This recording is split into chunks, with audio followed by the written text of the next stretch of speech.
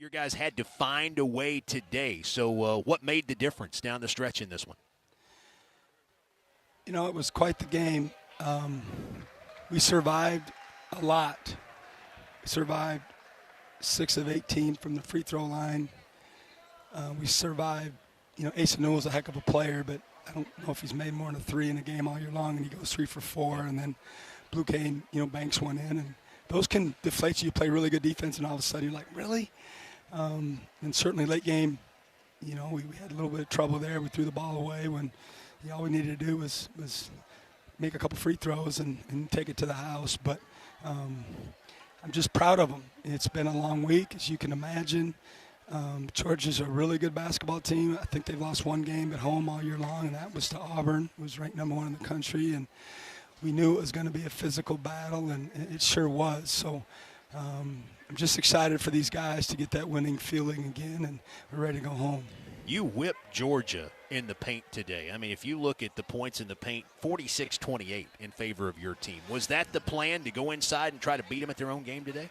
I don't know if that was the plan, to beat them at their own game, but we certainly talked ad nauseum about their size, their strength, their ability around the basket, and maybe some of our guys took offense to it after a while. They got tired of hearing me about it. But, getting paint touches for our basketball team was a huge goal coming in the game. We wanted to get a ton of paint touches. We had 24 at halftime. I don't know what we ended up with, and that's a good number for us for a half. And we just didn't want to settle. We wanted to try to get it in there. Thought maybe we could get to the line a little bit more, but that didn't work out for some reason. But, they were men out there tonight. They were battling. It was very physical. I don't know how it looks on TV, but from where I stand, there were a lot of scrums. It felt like there was some rugby going on in the paint at different times in the game. Nwoko early. How big was he? Because, he scored the first 9 for you, and it seemed like he got the ball every time.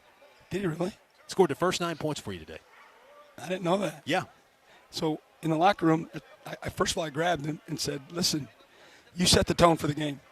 You really did. And I told the whole team that too. The way Mike started that game, he set the tone. It gave us confidence. It ran through our bench.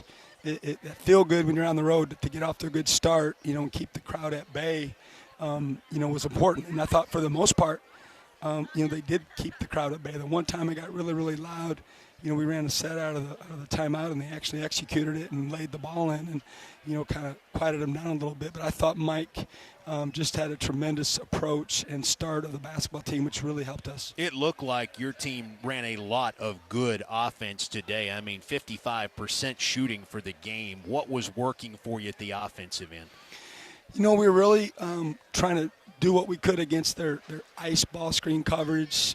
We put some new things in to try to put our guys in the best position and isolate some people. And we had some good possessions that really worked. And then, we're trying to push the ball more. We got a little tired there late. We didn't push it quite as much as we did earlier in the game. But we were trying to push it. And obviously Josh, Hubbard took that advice. And, I think he did it at least twice, maybe 3 times, for sure twice, where he just got the outlet and, he was gone. It was like a 100-yard dash, and he would lap the field. And, those are stealing baskets, and they're huge when it ends up being a one-possession game. And you had some guys step up. We talked about Michael Nwoko, but you and I talked in the pregame show today about needing some other guys who kind of have been in a little valley right now in terms of their scoring to step up, and you got that today. Riley Kugel gave you some big buckets today. Claudel gave you 1 or 2 really big ones, including that 3 in the second half, and maybe that's a big thing for their confidence.